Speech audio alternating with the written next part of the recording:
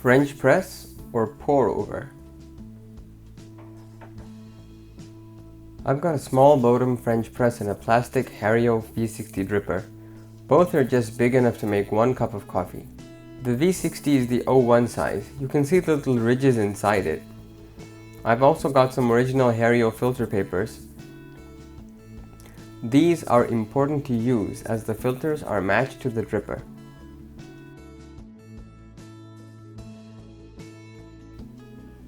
To compare the two, I'm going to brew a cup of coffee using each method, walk you through each method and how it works, and show you the resulting coffees.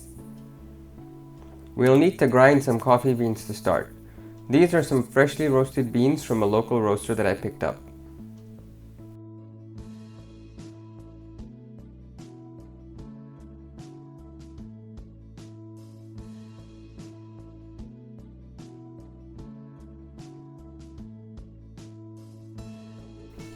I've ground for French press to start. French press requires a fairly coarse ground coffee. Think the consistency of rock salt.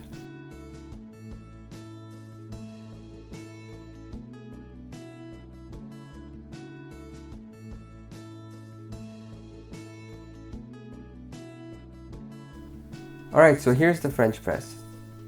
French press is an immersion brewer, which means you put in the coffee grounds, you pour in the water, and you let the water interact with the coffee grounds and extract their flavor. Typically, you'd let it sit for 4 minutes. You need a coarse grind because the brew is much more gradual. If the grind is too fine, you'll end up with over-extracted coffee because of the greater surface area of finer grounds. Coarse grounds are ground just enough to bring out lots of flavor but not over-extract. French press is best suited to medium dark and dark roasts.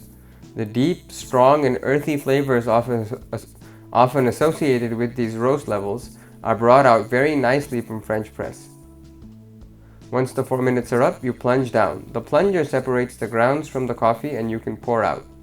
The plunger is made of a few parts: a coil filter, a fine mesh filter, and a little metal plate that holds everything together.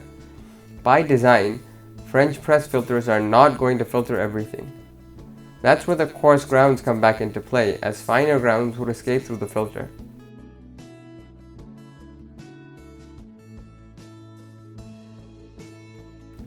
To brew, I'll add the grounds and add water between 180 to 200 milliliters and let it steep for 4 minutes.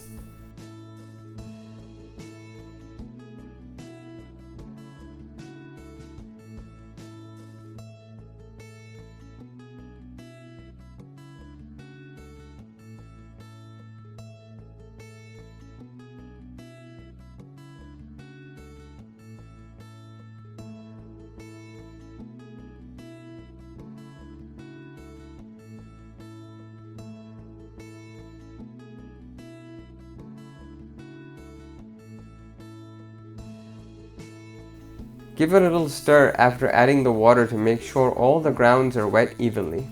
Then replace the plunger and let it sit for 4 minutes.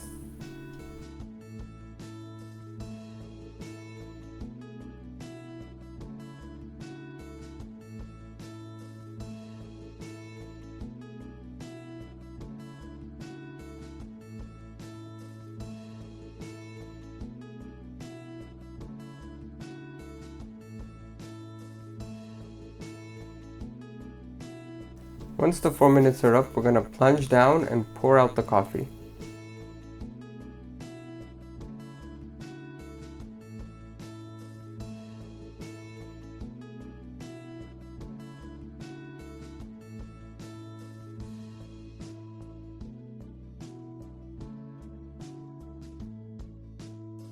As you can see, the resulting coffee is rather muddy.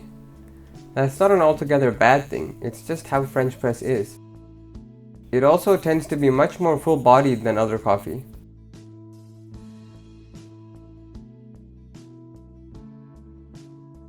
Now let's move on to pour over. Once I folded the Hario filter paper and placed it in the funnel, I'll just drop in the grounds. I've ground the coffee beans to a medium fine consistency. You need medium fine for Hario V60, though you may need to go a little coarser for other pour over funnels.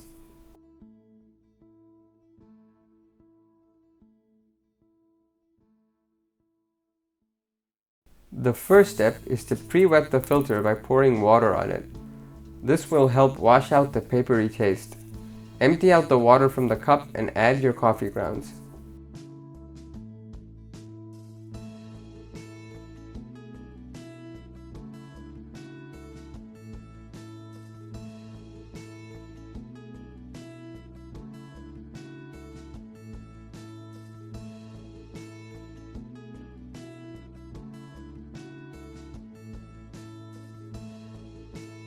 We'll bloom the coffee to start by adding about 20% of the total volume of water.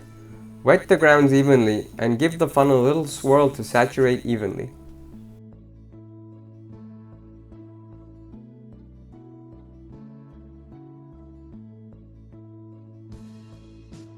Let it sit for about 20 to 30 seconds to let the bloom finish, and then pour the rest of the water in. For 1 cup, you'll probably pour all the way to the top of the O1 funnel, plus a little bit more once some of the coffee is dripped through. Light and medium roasts are well suited to pour over coffee. Pour over tends to be really bright and flavorful, so the flavor profiles of light and medium roasts are brought out very nicely.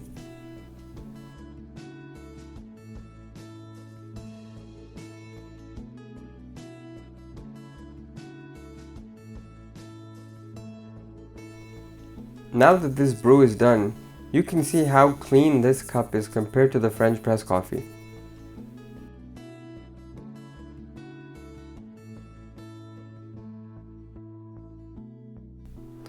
French press is an easier method to brew and it's more forgiving than pour over. However, once you try pour over, you may find it difficult to go back to anything else. That wraps it up for this video. I hope you enjoyed it. If you did, please remember to like and subscribe and visit the blog at coffeeinmyveins.com.